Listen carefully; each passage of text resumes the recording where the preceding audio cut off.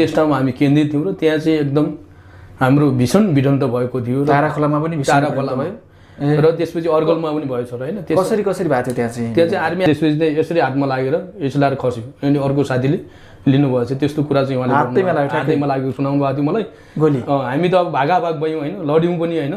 अनि त्यहाँबाट लड्दै भाग्दै होइन अगाडि बढ्दै गरियो। अब त्यसरी चाहिँ त्यो भिडन्त रातामाटा म स्थानीय हो फेरि मेरो त्यहाँ पनि मेरो घर चाहिँ त्योभन्दा तल सिधै पर्छ। अब रातामाटा रोल्पाको रिपिटर टावर कब्जा गर्ने क्रममा म चाहिँ अब उतै त्यतैपट्टि नजिकै बिटमा म चाहिँ हाम्रो आकर्षण दाइकै चाहिँ अब कम्पनीमा थिएँ होइन। त्यति बेला त्यहाँ चाहिँ तपाईँले त धेरै जानकारी थियो होला त्यहाँको भूगोल सबै थाहा।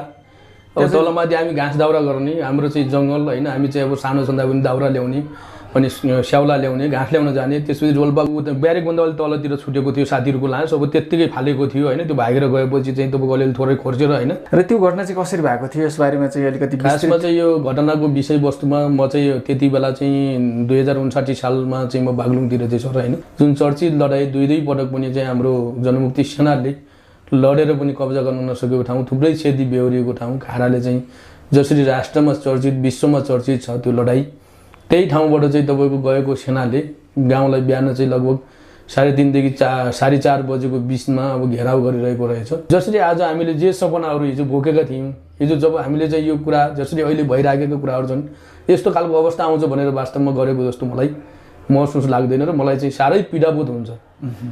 हाम्रो घरभित्रबाट एउटा अङ्कल समेत सर्वसाधारण नागरिकले आफ्नो जीवनको चाहिँ बलिदानी दिनुपर्ने र हामीले पनि यो आन्दोलनलाई परिवर्तनको निमित्त आफ्नो शरीरलाई चाहिँ अङ्गभङ्ग बनाउने र चाहिँ रगत पसिना पनि बगाउनु पर्ने, तर पनि यो व्यवस्था आउँदासम्म म लगायत हाम्रो परिवार लगायत थुप्रै परिवारका हाम्रा चाहिँ आन्दोलनमा बलिदानी आन्दोलनमा चाहिँ त्याग तपस्या दिने दाजुभाइ दादा दिदीबहिनीहरू आमा बुवाहरू रोएर बस्नुपर्ने र फेरि चाहिँ अहिले जुन नवदलालहरू जुन चाहिँ यो देशका चाहिँ भ्रष्टहरू फटाहरू चाहिँ खुसी भएर चाहिँ रमाइरहनु पर्ने अवस्था आएको छ।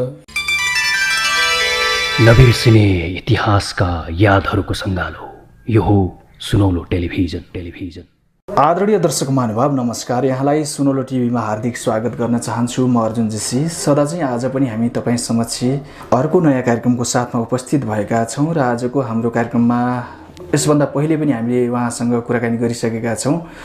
तत्कालीन जनमुक्ति सेना नेपालका कमान्डर गणेश सुनार गुलाब हुनुहुन्छ।